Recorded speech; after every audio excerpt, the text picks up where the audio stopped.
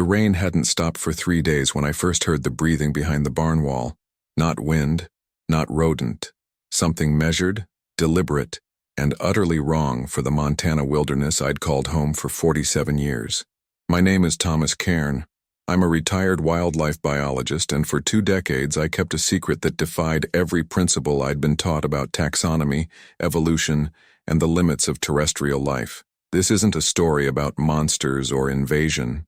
It's about loneliness, responsibility, and the terrible weight of knowing something the world isn't ready to understand. It began in October 2003, near the Bitterroot Range, where the forest grows so dense that entire valleys remain unmapped. I was tracking elk migration patterns when I found the crash site. Not metal wreckage, but something organic, geodesic, partially buried in frozen mud like a broken seed pod made of bone and resin. Inside, dying and afraid, was something that should not exist. I didn't call anyone. Not then. Not for 20 years. This is why. The creature was small, no larger than a malnourished child, with limbs too long for its torso and skin like wet clay left to dry in uneven patches. Its eyes were the worst part. Not because they were alien, but because they weren't. They held the same desperate clarity I'd seen in wounded deer, in trapped foxes, in anything intelligent enough to know it was dying. The pod, I still don't know what else to call it, had shattered on impact. Fragments lay scattered across 30 meters of forest floor, organic matter already beginning to decompose into something that smelled like copper and wet moss. Whatever biology had carried this being here was failing rapidly. The pod was hemorrhaging a thick amber fluid that hissed when it touched pine needles. I'm not a hero. I want that understood from the beginning. I didn't save it out of altruism or scientific curiosity. I saved it because leaving any conscious thing to die alone in the woods violated something fundamental in me. The same instinct that made me pull ticks off stray dogs, that made me splint the wings of grounded hawks. My property sat on 43 acres, most of it wild. The barn was original homestead construction, 1890s timber and stone, built to last through Montana winters. The back section, where I stored hay and equipment, had a root cellar beneath it, 8 feet deep, accessible only through a trapdoor hidden under a workbench. My grandfather had used it during Prohibition. I'd used it for wine storage and forgotten about it. It became a sanctuary. I carried the creature wrapped in my jacket, its body weightless and wrong, joints bending in places joints shouldn't bend. It didn't struggle, either too weak or intelligent enough to recognize help. I still don't know which disturbs me more. The cellar was dark, cool, and isolated. I brought down blankets, water, and a battery-powered lamp. The creature lay still for 3 days, barely breathing, its skin shifting through colors like an oil slick, gray to green to something almost purple. I thought it would die. Part of me hoped it would, so the decision would be made for me. On the 4th day, it drank water from a bowl. On the 5th, it ate raw venison. By the 2nd week, it could stand. My routine became mechanical. Morning chores, afternoon research at the university library in Missoula, carefully neutral queries about extremophile biology, convergent evolution, nothing that would raise flags, evenings in the cellar with my guest. I stopped thinking of it as it around month 3. He had mannerisms, preferences. He disliked loud sounds. He responded to patterns. I'd tap twice on the trapdoor before descending. He began tapping back. I told myself this was temporary, that I was nursing him to health before deciding what to do. But weeks became months and months became a year, and somewhere in that time, the choice calcified into habit. He was part of my life now, like the barn cats or the resident owls, just another living thing under my care. The forest outside continued its cycles. Deer in autumn, wolves in winter, tourists in summer, hiking trails that came within half a mile of my property. Life moved forward on the surface while beneath a forgotten cellar in a forgotten corner of Montana, I fed breakfast to something that rewrote everything we thought we knew about life in the universe. And every night, I told myself I'd make the call tomorrow. Tomorrow never came. Communication developed slowly, then all at once. He learned to mimic sounds within the first year. Creaking floorboards, bird calls, the specific whine of my truck's brakes. Not speech, but recognition. He was mapping his world through audio patterns. I started leaving a radio on low volume. Classical music seemed to calm him. Talk radio agitated him.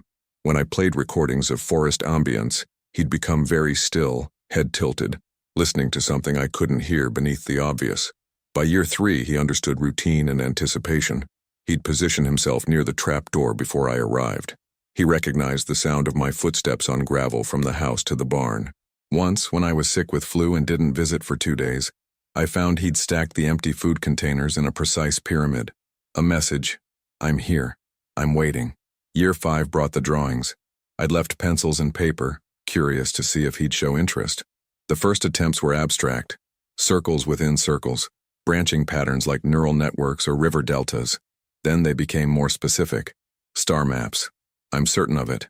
Constellations that don't match Earth's sky from any angle, but which held geometric precision that couldn't be accidental. He drew them over and over, always returning to one cluster of 7 points, arranged like a broken crown. Home, perhaps, or the memory of home. I photographed them all, stored the originals in waterproof cases, evidence I was too afraid to share and too dutiful to destroy. The ethical weight grew heavier each year. I was a scientist, trained to observe, document, and report. Every day I didn't contact the authorities was a betrayal of that training. But I'd also read enough history to know what happens to anomalies. Area 51 wasn't a joke to me. It was a cautionary tale. The creature in my cellar wasn't a specimen to be studied. He was a refugee, and I was the only thing standing between him and vivisection in some black site laboratory. I justified it through small dignities. I expanded the cellar, added better ventilation, brought down books. He'd flip through them with those 2 long fingers, pausing on images of forests, oceans, and skies. He never looked at pictures of cities or crowds. I interpreted that how I wanted to. Year 12, he stopped eating meat, shifted entirely to vegetables, mushrooms, and wild plants I'd harvest. His biology was adapting, or perhaps recovering. His skin stabilized into a consistent gray-green. He grew taller, more proportional. The wrongness faded into simple difference. He never tried to escape. That haunted me more than anything. The cellar door wasn't locked. He was physically capable of climbing out, but he stayed, and I couldn't tell if that was trust, fear, or the resignation of something that understood it had nowhere else to go. I was 63 years old now, retired officially, though I still consulted on wildlife surveys. My health was declining, high blood pressure, arthritis in both knees. I'd started writing everything down, encrypting files, preparing contingencies. What would happen to him if I died suddenly? Who could I trust with this? The answer was no one. And that's when the decision was made for me. The surveyors came in spring 2023. Renewable energy assessment, solar and wind potential surveys across federal and private lands. I received the notice by mail. Voluntary cooperation requested for geological and environmental mapping of Bitterroot Range adjacent properties. They'd be using ground-penetrating radar. My blood went cold reading those words. GPR could map subsurface structures, density anomalies, voids beneath buildings. The cellar would show up like a beacon, an unexplained hollow space beneath a barn on property that dated back to homesteading. It would raise questions, and questions led to inspections. I had 3 weeks. For the first time in 20 years, I seriously considered ending it. Not him, I couldn't. But the secret. I could prepare a disclosure, contact someone trustworthy, but who? The university? They'd notify federal authorities within hours. A journalist? That would trigger a media circus and achieve nothing. NASA? The very agency that would, in all likelihood, classify him as extraterrestrial biological evidence and disappear him into a research facility I'd never be allowed to visit. I went down to the cellar that night and sat with him in silence for 3 hours. He'd changed so much from the dying thing I'd found. Taller now, nearly 6 feet when standing fully upright. His movements had become graceful, economical. His eyes, those disturbingly expressive eyes, tracked me with obvious concern. He could read my distress. I showed him the letter. He couldn't read English, but he understood documents, official seals, the weight of bureaucracy. He touched the paper gently, then looked at me with what I can only describe as resignation. He knew this day would come. Perhaps he'd known all along. I made my decision then, not to hide him but to control the terms of revelation, to find someone in the scientific community who might prioritize ethics over spectacle, who understood that first contact, if that's what this was, shouldn't begin with captivity. I thought I had time. I was wrong. 2 days later, I woke to the sound of helicopters. Not the survey team. 3 black choppers flying low, Military configuration circling my property in a pattern that indicated search protocol, not transit. I grabbed binoculars, no visible markings, but that meant government, not corporate. They knew. But how? I hadn't contacted anyone, hadn't changed my routines. Unless the drawings. Year 15, I'd consulted an astronomer colleague at the university, asking theoretical questions about exoplanet orbital mechanics, showing him hypothetical star maps that matched the creature's repeated sketches. I'd been careful, framed it as science fiction world-building research. I hadn't been careful enough. The helicopters landed in the clearing beyond my eastern fence line. Men in tactical gear, no badges, no insignias. One vehicle, a black SUV with government plates, approached via the access road. I had maybe 10 minutes. I ran to the barn, threw open the trapdoor.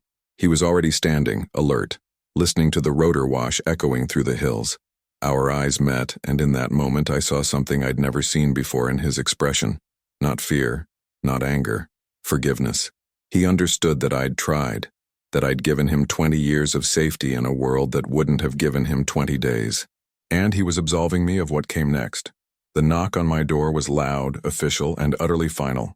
They identified themselves as Department of Defense, Aerospace Medicine Division. The lead agent, a woman named Dr. Sarah Chen, mid-40s, with the calm authority of someone accustomed to managing classified crises, presented credentials that looked legitimate, but told me nothing. Mr. Cairn, we need to discuss an anomalous biological signature detected on your property. Not a question. A statement. They already knew. I played ignorant for exactly 90 seconds before Dr. Chen placed a tablet on my kitchen table. Satellite thermal imaging of my barn, date stamped across 20 years.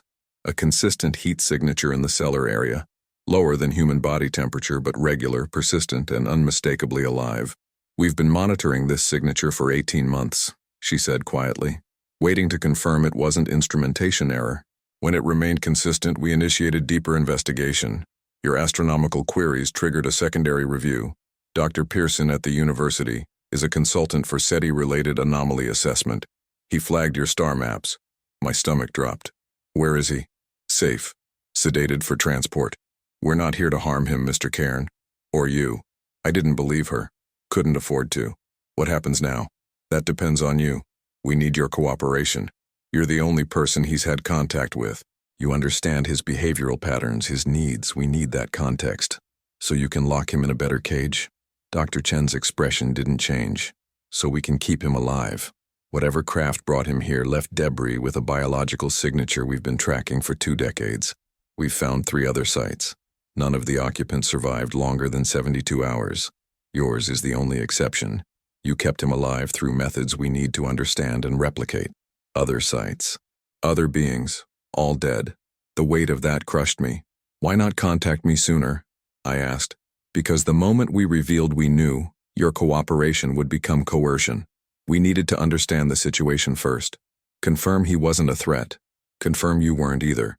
We've been watching you, Mr. Cairn. For 18 months you've done nothing but care for him. No attempts to weaponize, monetize, or exploit. That's rare. I looked past her through the window. Tactical teams were setting up a perimeter, but no one was approaching the barn, waiting for permission or orders. I want guarantees, I said. Humane treatment. No invasive procedures without sedation. Communication access. He responds to me. I want transparency. We can agree to most of that, but you need to understand. This is now a matter of national security and scientific priority. He's not a pet or a patient. He's evidence of extraterrestrial life. The implications are... I know the implications. I cut her off. I've been living with them for 20 years. But he's not evidence. He's a person. Treat him like one, or you'll learn nothing. Dr. Chen studied me for a long moment, then nodded. We have a facility in Nevada, specialized containment for biological anomalies. It's not Area 51, she added, catching my expression. It's a research station staffed by biologists and xenologists. He'll have space, environmental controls, and humane oversight. And you'll have access if you agree to consult. Do I have a choice? Legally, we could invoke eminent domain over extraterrestrial biological matter. Ethically, we're asking, not taking. You've earned that much. I thought of him in the cellar waiting. 20 years of trust. And now I'd trade his freedom for the illusion of my involvement. But perhaps involvement was all I could offer him now. "Let me talk to him first," I said. "He deserves that." They let me go down alone. One last conversation before everything changed.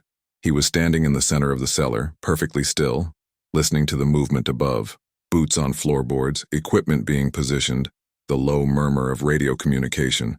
He turned when I descended, and I saw something in his posture I'd never seen before.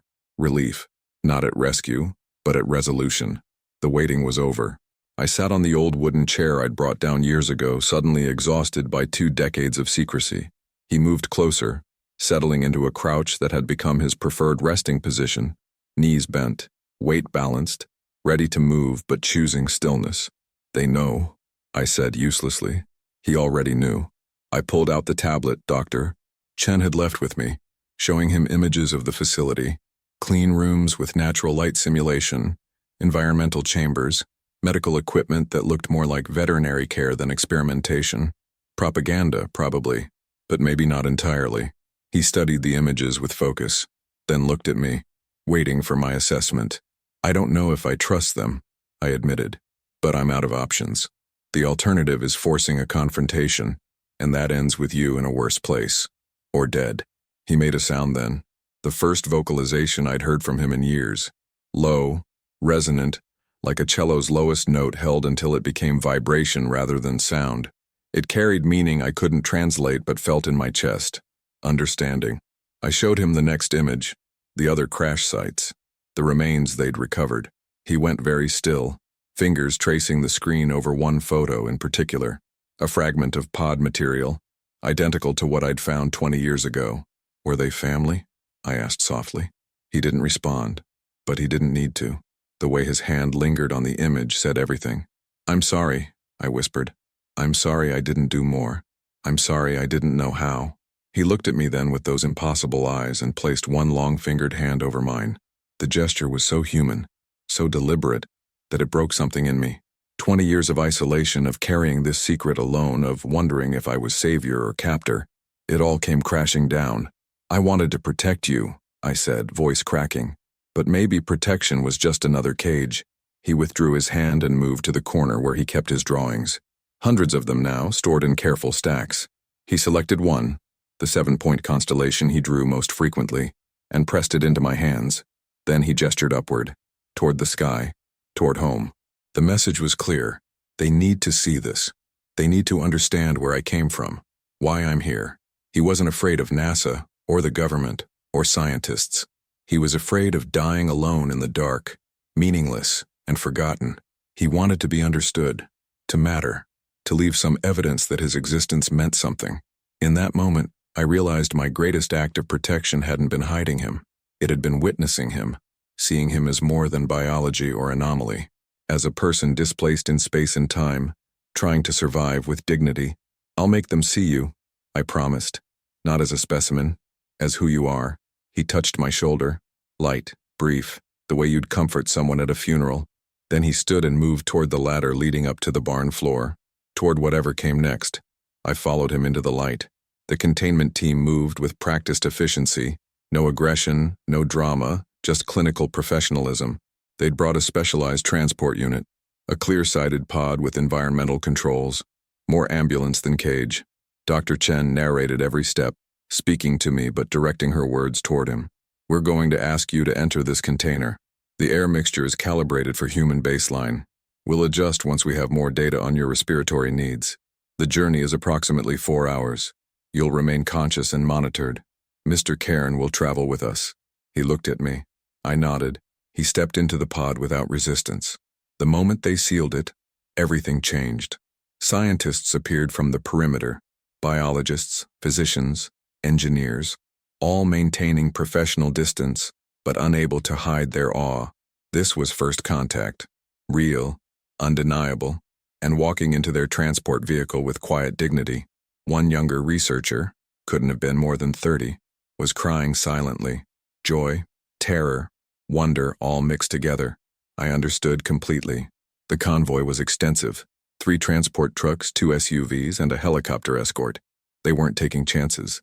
I rode in the lead SUV with Dr. Chen, watching through tinted windows as rural Montana blurred past. How long have you known about the others? I asked.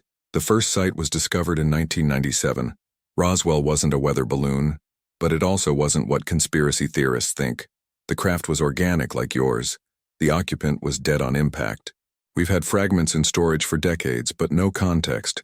No living specimen to confirm hypothesis. Until now. Until now, she confirmed.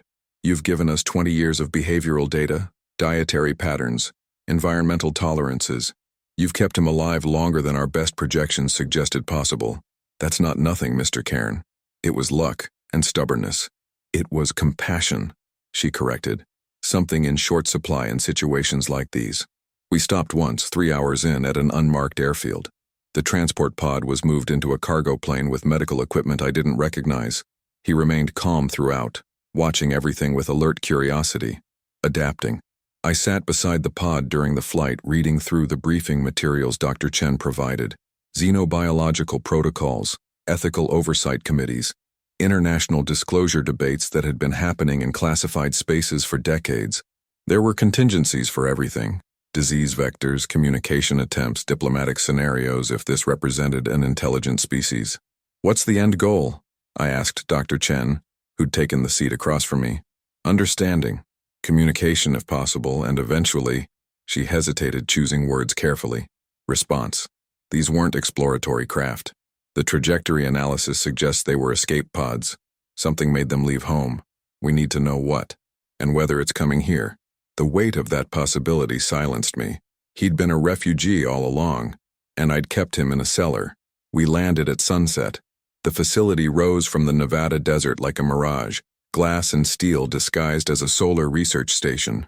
Underground levels, Dr. Chen explained. Climate-controlled habitats, libraries of biological data, and 14 other specialists who'd been briefed and cleared at the highest levels. They were waiting for him. For us. As they transferred the pod to a medical bay, one of the scientists, a gray-haired woman with kind eyes, approached me. Dr. Elaine Foster, she introduced herself, xenobiology lead. I've read your documentation. What you did, keeping him safe, respecting his dignity, that sets the foundation for everything we do next. Thank you. I didn't feel deserving of thanks, but I accepted it anyway, because now the real work began. The habitat they'd prepared was remarkable. A 2,000-square-foot enclosure with variable lighting, terrain sections mimicking forest floor, and a small water feature. Not a cage, an environment. They'd been planning this for years, waiting for a living subject to shelter. He explored it carefully, touching surfaces, testing structural integrity, examining every corner with the methodical curiosity of someone assessing a new territory. After 20 years in a cellar, this must have felt like liberation, or perhaps just a larger prison with better lighting. The observation deck was one-way glass, but I suspected he knew we were watching. Dr. Foster stood beside me, tablet in hand, recording his movements with quiet intensity. His bone density is remarkable, she noted. Musculature suggests low-gravity origin, but he's adapted to Earth conditions without apparent difficulty. That level of biological plasticity is unprecedented.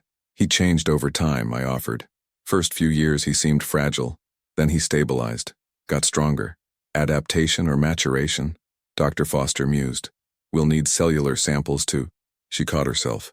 With consent. If we can establish communication protocols. That became the primary focus over the following weeks. Linguistic specialists, animal behaviorists, even a cognitive scientist who'd worked with great apes. Everyone contributed theories. He cooperated with observations, but showed no interest in their communication attempts. Until I visited. I came every afternoon, sitting in the habitat with him while researchers monitored from outside. We'd fall into our old patterns. Me talking about forest conditions, weather, small mundane things. Him listening, occasionally responding with sounds or gestures I'd learned to interpret over 2 decades. It was Dr. Foster who noticed it first. He's not communicating with us, she said during a team meeting I'd been invited to attend. He's communicating through you. You're the translator, the bridge. They proposed an experiment. Direct questions, delivered by me, with researchers monitoring his physiological responses for signs of comprehension and intent. The first session was simple. I asked him about the constellation he drew repeatedly. He moved to the dirt section of his habitat and sketched it again, then added details, planets, orbits, A system architecture that astronomers in the room confirmed matched no known stellar neighborhood within 200 light-years. "Where is this?" I asked gently. He pointed up, then touched his chest, then pointed at the drawing. "Home."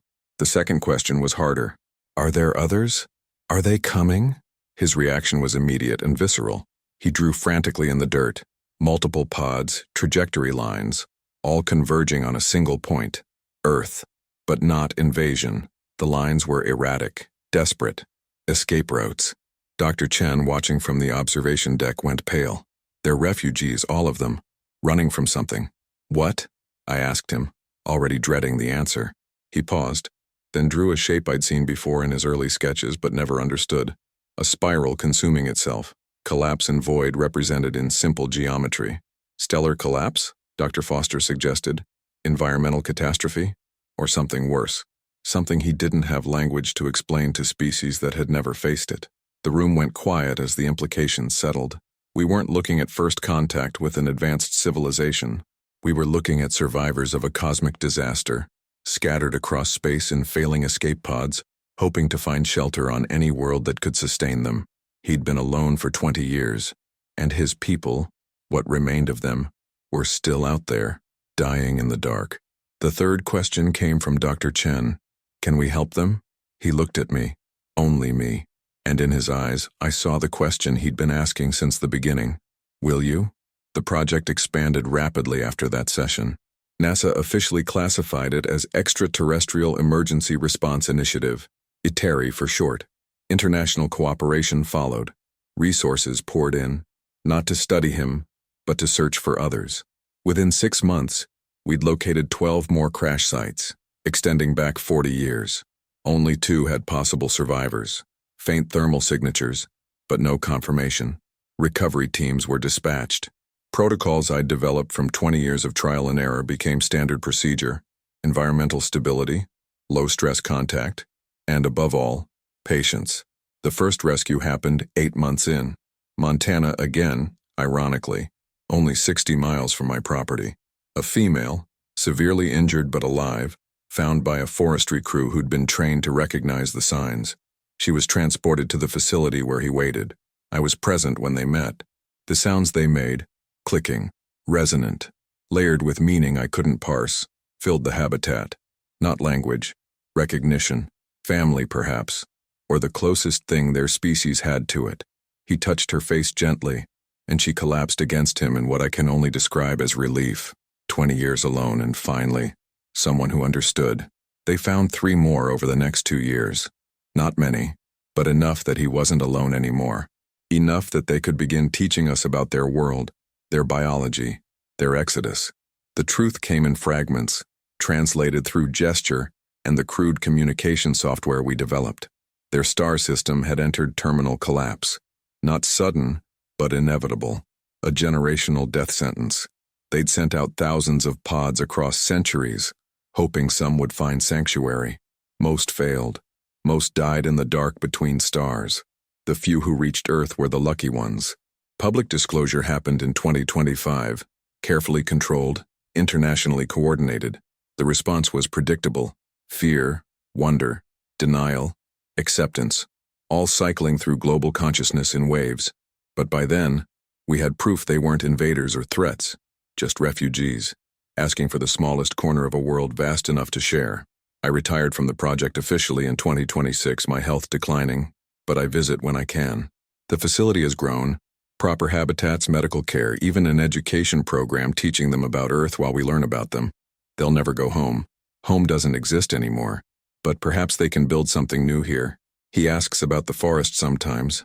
I show him videos. Montana wilderness, the Bitterroot Range, the valleys where he spent 20 years in the dark. He watches with what I interpret as nostalgia. "Do you wish I'd let you go?" I asked him once through the translation interface we'd developed. The response came slowly, filtered through software and interpretation. Alone, no. Together, yes. You gave time. Time gave others. The translation was crude, but the meaning was clear. Those 20 years in the cellar weren't captivity. They were survival. Long enough for the world to change. Long enough for help to arrive. I think about that often now. in my own declining years. How the smallest acts of compassion ripple outward. How sheltering one frightened being in a Montana cellar set in motion. Events that would redefine humanity's place in the cosmos. Some secrets aren't meant to stay hidden forever. They're meant to be protected until the world is ready to understand them. And sometimes the greatest discovery isn't in the stars above, but in recognizing that wherever consciousness emerges, whatever form it takes, it deserves dignity, respect, and the simple mercy of not dying alone. The universe is vast and often cruel, but it's also full of survivors doing their best with what they have, just like the rest of us.